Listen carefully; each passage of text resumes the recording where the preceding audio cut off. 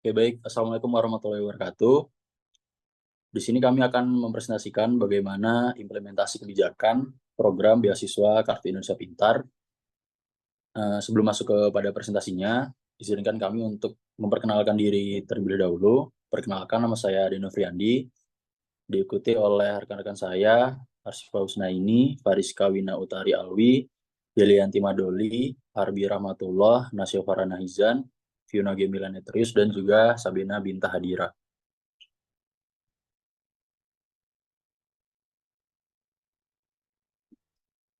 Next. Sebelum masuk pada bagaimana implementasi dari kebijakan program ini,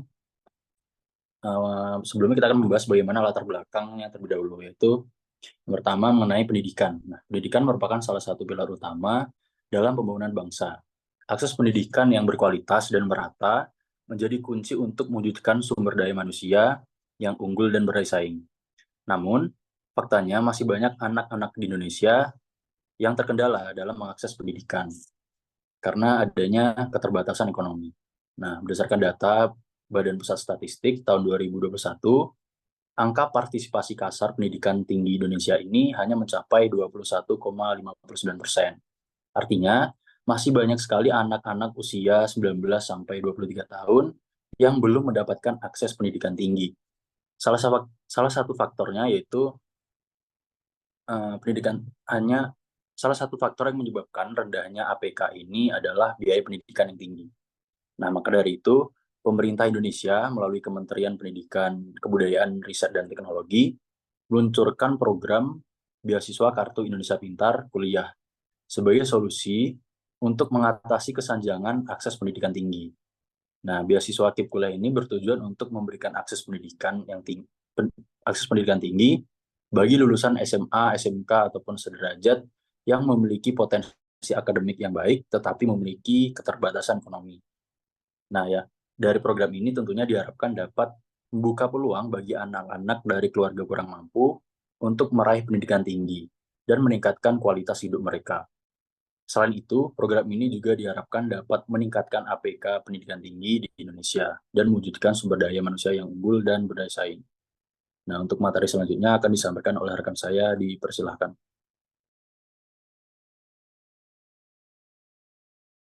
Baiklah, di sini saya akan menjelaskan tentang tujuan implementasi kebijakan, di mana program Kartu Indonesia Pintar ini adalah sebuah program yang memberikan dukungan keringanan biaya dalam sektor pendidikan dari negara untuk masyarakat.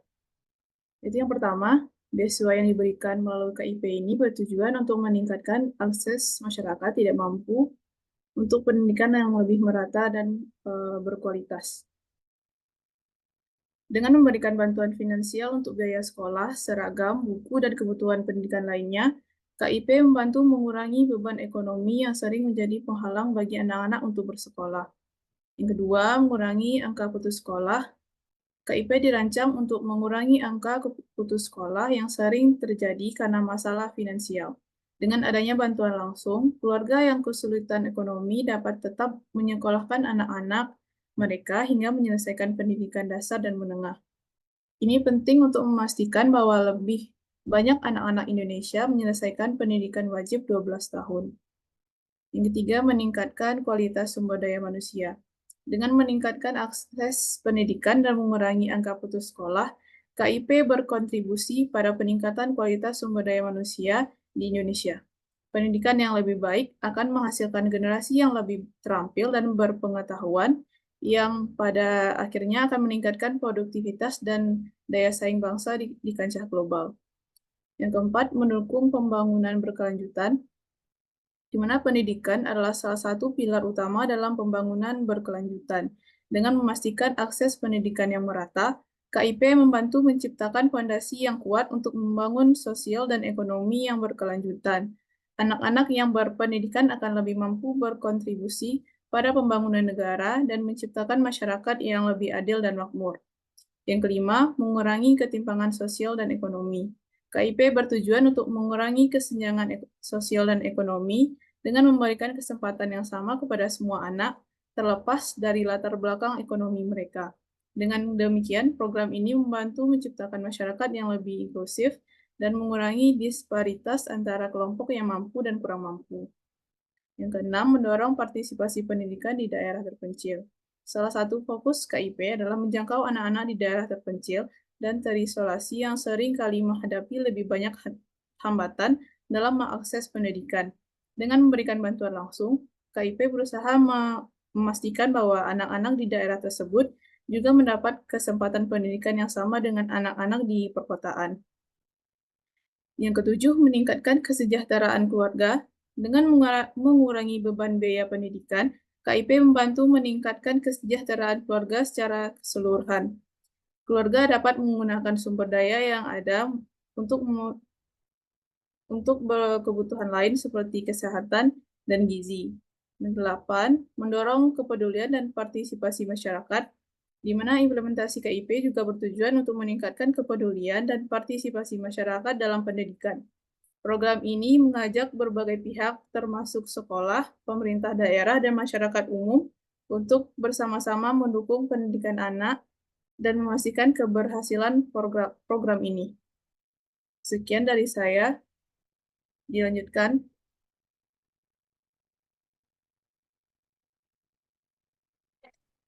Ya, di sini saya akan menjelaskan terkait dasar hukum implementasi dari program KIP.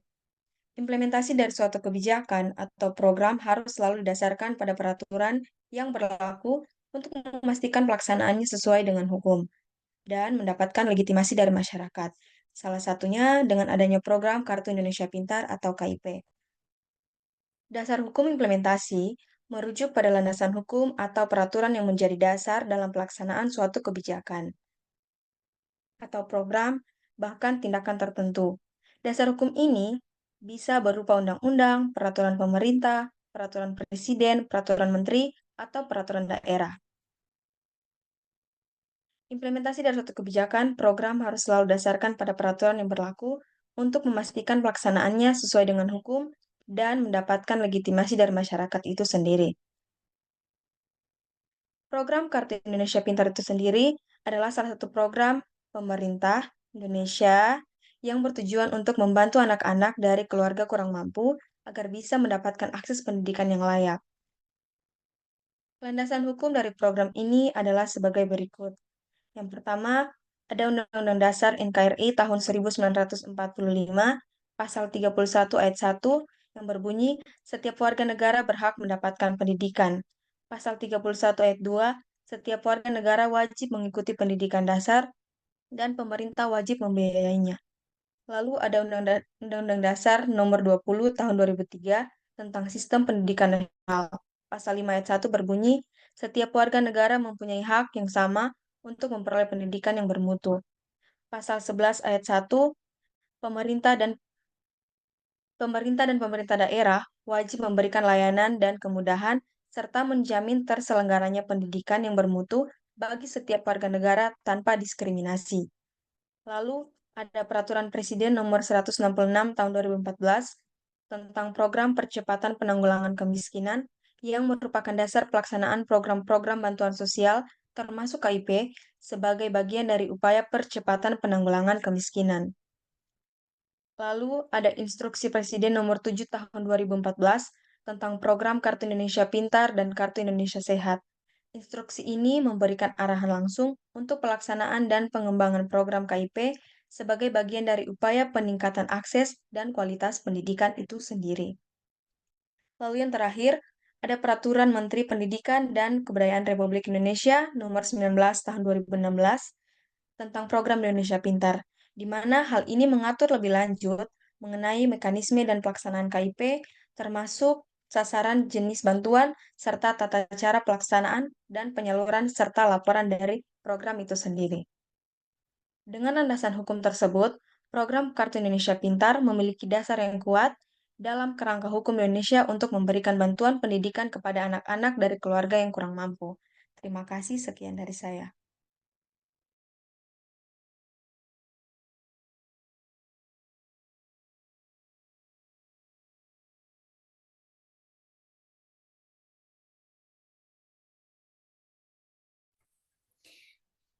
Baiklah, selanjutnya implementasi kebijakan Kartu Indonesia Pintar.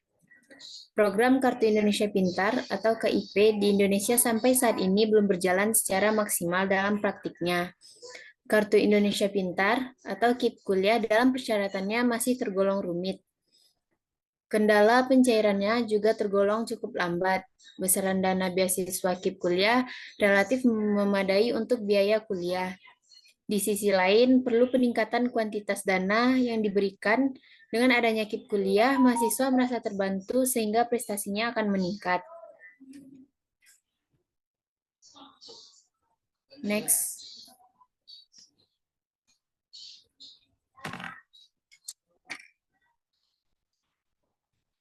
Bagi tim panitia seleksi penerima KIP kuliah sendiri, memberikan bantuan KIP kuliah terhadap orang yang tepat merupakan sebuah tujuan utama.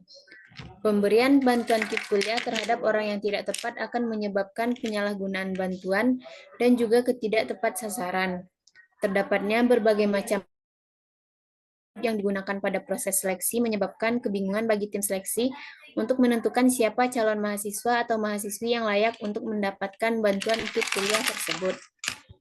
Salah satu permasalahan yang ditemui adalah sebagai calon mahasiswa yang memberikan data pengisian tidak valid, yaitu alamat yang diberikan tidak sesuai dengan alamat tempat tinggal yang sebenarnya, biasanya ditemui di lapangan saat survei. Adalah alamat yang dipakai bukan rumah sendiri atau alamat rumah induk keluarga dari orang tua mereka. Sedangkan alamat tempat tinggal yang tidak dipakai pada pengisian data baik data KTP, DTKS, dan lain sebagainya. Sekian, selanjutnya akan dilanjutkan oleh teman saya.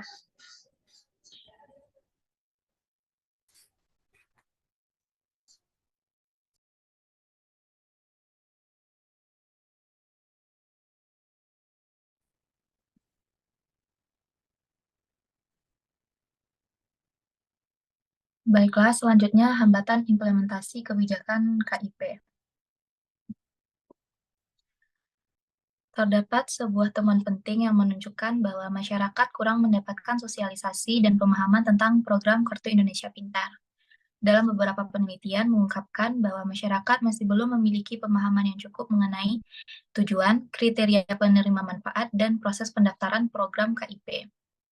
Kesadaran dan pemahaman ini adalah komponen penting dalam keberhasilan implementasi kebijakan. Dan yang menjadi permasalahan ialah terdapat siswa yang memenuhi syarat namun tidak menerima beasiswa, serta adanya dugaan penyalahgunaan beasiswa oleh orang dalam.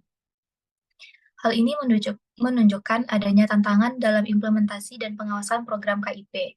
Dalam konteks ini, pemerintah atau instansi terkait perlu memperkuat mekanisme pengawasan dan distribusi beasiswa yang dapat mencakup peningkatan transparansi dan akuntabilitas dalam proses seleksi penerima serta peningkatan kapasitas dan keterampilan petugas yang terlibat dalam proses ini. Berikut beberapa hambatan dalam pelaksanaan penggunaan Kartu Indonesia Pintar. Pertama, validitas siswa. Kemungkinan adanya siswa yang menerima beasiswa meskipun bukan berasal dari keluarga yang kurang mampu, menunjukkan adanya ketidakakuratan dalam data siswa yang diajukan untuk menerima beasiswa. Solusi potensial untuk masalah ini dapat mencakup peningkatan validasi dan verifikasi data siswa. Pemerintah atau instansi terkait dapat mengembangkan dan menerapkan mekanisme yang kuat untuk memeriksa dan memverifikasi data siswa yang diajukan. Selain itu, peningkatan transparansi dalam proses seleksi penerima beasiswa juga dapat membantu mencegah penyalahgunaan. Yang kedua, pengajuan calon penerima.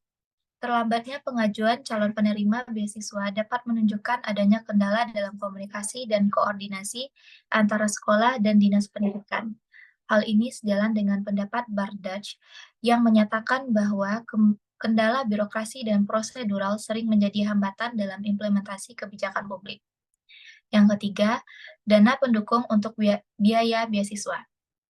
Dana beasiswa yang disediakan oleh program Kartu Indonesia Pintar tidak cukup untuk memenuhi kebutuhan pendidikan siswa. Kekurangan dana ini mempengaruhi kemampuan siswa untuk sepenuhnya memanfaatkan program beasiswa, serta dapat membatasi jangkauan dan efektivitas program tersebut. Dan yang terakhir, kurangnya sosialisasi terhadap kebijakan ini. Informasi harus disampaikan dengan jelas oleh pelaksana kepada masyarakat agar mereka mengetahui hak dan kewajiban mereka dalam program ini. Karena tugas desa hanya sebatas mendistribusikan KIP, tidak ada upaya sosialisasi yang dilakukan oleh kelurahan. Pemberitahuan hanya diberikan kepada masyarakat yang langsung bertanya kepada aparat kelurahan. Sosialisasi atau pemberitahuan tentang KIP juga dilakukan oleh pihak lain. Sekian dari saya, selanjutnya akan dilanjutkan oleh rekan saya. Terima kasih.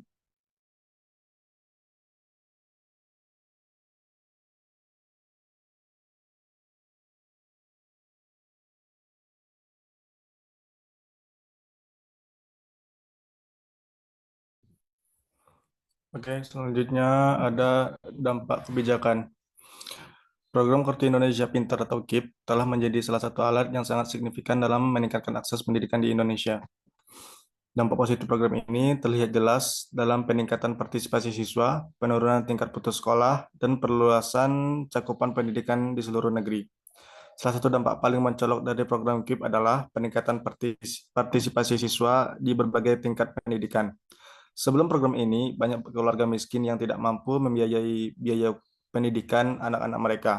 Hal ini menjadi salah satu hambatan utama dalam mengakses pendidikan berkualitas. Namun, dengan bantuan finansial yang diberikan oleh program KIP, beban ekonomi keluarga miskin menjadi lebih ringan. Hal ini mengakibatkan peningkatan partisipasi siswa di semua tingkatan pendidikan, mulai dari pendidikan dasar hingga perguruan tinggi. Selain itu, program KIP juga berdampak pada penurunan tingkat putus sekolah. Program ini ada banyak siswa dari keluarga miskin terpaksa putus sekolah karena mereka atau keluarga mereka tidak mampu memenuhi kebutuhan biaya pendidikan. Ini menciptakan masalah serius dalam hal ketidaksetaraan akses pendidikan. Namun, dengan hadirnya program KIP, tingkat putus sekolah telah mengalami penurunan yang signifikan. Bantuan finansial yang diberikan oleh program ini telah memberikan insentif kuat bagi siswa untuk tetap bersekolah dan menyelesaikan pendidikan. Program KIP juga menciptakan kesempatan bagi mereka untuk mencapai tingkat pendidikan yang lebih tinggi, yang pada gilirannya meningkatkan peluang kerja di masa depan. Program KIP juga berperan penting dalam memperluas cakupan pendidikan. Sebelumnya, banyak anak-anak dari keluarga miskin yang terpinggirkan dari sistem pendidikan karena mereka tidak mampu mengikuti sekolah. Program KIP ini telah menjadi pionir dalam membuka pintu pendidikan bagi kelompok-kelompok yang sebelumnya terbatas dalam aksesnya. Dengan memberikan bantuan finansial ini, program ini telah memungkinkan anak-anak dari lapisan masyarakat yang lebih luas untuk mendapatkan pendidikan yang berkualitas. Dampak ini juga menciptakan peluang bagi anak-anak miskin untuk mengatasi kemiskinan dan meningkatkan kualitas hidup mereka. Meskipun dampak program KIP pada akses pendidikan sangat positif, masih ada beberapa tantangan yang perlu diatasi. Salah satunya adalah ketidaksetaraan akses antar wilayah perkotaan dan pedesaan. Meskipun program ini telah mengurangi kesenjangan akses pendidikan, masih ada perbedaan yang signifikan dalam kualitas pendidikan dan tingkat partisipasi di wilayah perkotaan dan pedesaan. Peningkatan akses pendidikan di pedesaan masih merupakan tantangan yang perlu ditangani lebih lanjut. Selain itu, program KIP juga masih menghadapi beberapa kendala administratif. Proses pendaftaran dan distribusi kartu KIP masih terkadang memerlukan waktu yang lama dan kompleks. Hal ini dapat menjadi kendala bagi beberapa keluarga miskin yang ingin menerima manfaat dari program ini. Oleh karena itu, ada kebutuhan untuk terus meningkatkan efisiensi dalam administrasi program ini agar manfaatnya dapat lebih cepat dirasakan oleh keluarga miskin. Baik, hanya itu yang dapat saya sampaikan. Saya kembalikan kepada teman saya.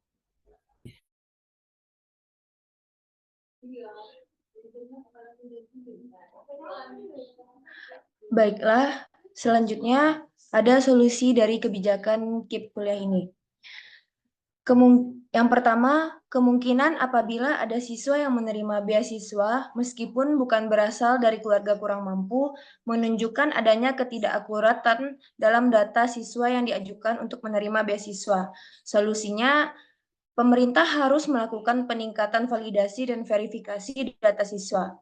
Pemerintah atau instansi terkait dapat mengembangkan dan menerapkan mekanisme yang lebih kuat untuk memeriksa dan memverifikasi data siswa yang diajukan. Peningkatan transparansi dalam proses seleksi penerima beasiswa juga dapat membantu mencegah penyalahgunaan. Yang kedua, apabila terjadi keterlambatan pengajuan calon penerima beasiswa, dapat menunjukkan adanya kendala dalam komunikasi dan koordinasi antara sekolah dan dinas pendidikan. Haruslah dilakukan peningkatan komunikasi dan koordinasi antara sekolah dan dinas pendidikan untuk memastikan proses pengajuan calon penerima beasiswa berjalan lancar. Pemerintah atau instansi terkait dapat mengembangkan dan menerapkan mekanisme yang lebih efektif untuk mengatasi kendala birokrasi dan prosedural. Yang ketiga, apabila dana beasiswa yang disediakan oleh pemerintah Kartu Indonesia Pintar atau KIP tidak cukup untuk memenuhi kebutuhan pendidikan siswa, kekurangan dana ini bisa mempengaruhi kemampuan siswa untuk sepenuhnya memanfaatkan program beasiswa, serta dapat membatasi jangkauan dan efektivitas program tersebut. Solusinya ialah dilakukannya peningkatan dana pendukung untuk biaya beasiswa. Pemerintah atau instansi terkait dapat meningkatkan alokasi dana untuk memastikan program KIP dapat memenuhi kebutuhan pendidikan siswa. Selain itu, kebijakan pendanaan yang lebih memadai juga dapat membantu mencapai tujuan kebijakan. Yang terakhir, apabila informasi tentang KIP tidak disampaikan dengan jelas oleh pelaksana kepada masyarakat, sehingga masyarakat tidak mengetahui hak dan kewajiban mereka dalam program ini, solusinya ialah pemerintah harus melakukan peningkatan sosialisasi terhadap kebijakan KIP. Pemerintah atau instansi terkait dapat mengembangkan dan menerapkan strategi sosialisasi yang lebih efektif untuk memastikan masyarakat mengetahui hak dan kewajiban mereka dalam program ini. Sosialisasi haruslah dilakukan secara lebih luas dan terarah agar masyarakat dapat memahami tujuan, kriteria penerimaan manfaat, dan program pendaftaran program KIP tersebut. Baiklah, sekian saya lanjutkan kepada teman saya.